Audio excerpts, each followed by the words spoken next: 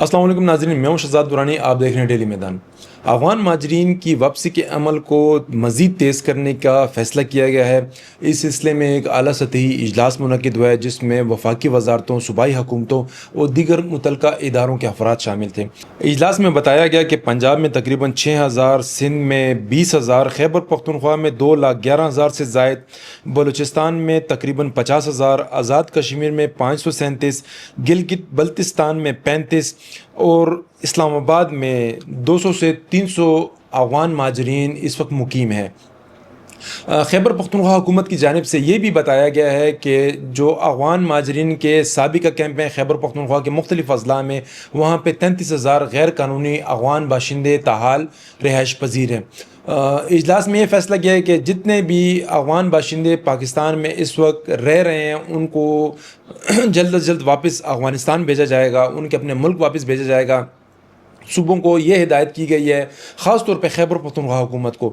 سابقہ افغان کیمپوں میں جو 33,000 افغان مہاجرین اس وقت غیر قانونی طور پر مقیم ہیں ان کو جلد از جلد واپس ان کے وطن بھیجا جائے۔ اس کے علاوہ اجلاس میں یہ بھی بتایا گیا کہ ایسے متعدد افغان باشندے بھی ہیں جن کے ویزے کی مدت ختم ہو چکی ہے، اس کے باوجود وہ اپنے وطن واپس نہیں گئے اور پاکستان میں ہی رہائش پذیر ہیں۔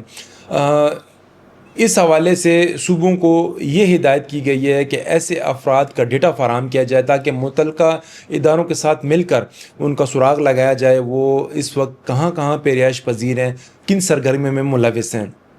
آپ کو یہ بھی بتاتا چلوں، اجلاس میں یہ فیصلہ کیا گیا کہ 3 دن کے اندر تمام صوبے افغان مہاجرین کے تازہ اعداد و شمار، ان کی میپنگ اور دیگر تفصیلات وزارت داخلہ کو فراہم کریں گے تاکہ اس کو مد نظر رکھتے ہوئے اقدامات اٹھائے جائیں اور جو افغان مہاجرین اپنے وطن واپس جانا نہیں چاہ رہے ہیں یا جانے سے انکاری ہیں ان کو ہر صورت واپس بھیجا جائے۔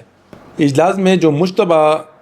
شناختی کارڈ ہیں وہ معاملات بھی زیر بحث آئے ہیں اور یہ فیصلہ کیا گیا ہے کہ ضلعی سطح پر کمیٹیاں قائم کی جائیں گی جو جلد از جلد ان کی جانچ پڑتال اور اس کا تصفیہ کریں گی اور اس تمام عمل میں نادرہ ان کو مکمل معاونت فراہم کرے گا۔ افغان مہاجرین کی واپسی سے متعلق جو بھی اپڈیٹس آئیں گی ہم اسے آپ کو وقتاً فوقتاً مطلع کرتے رہیں گے۔ تب تک کے لیے اجازت دیجیے، اللہ حافظ۔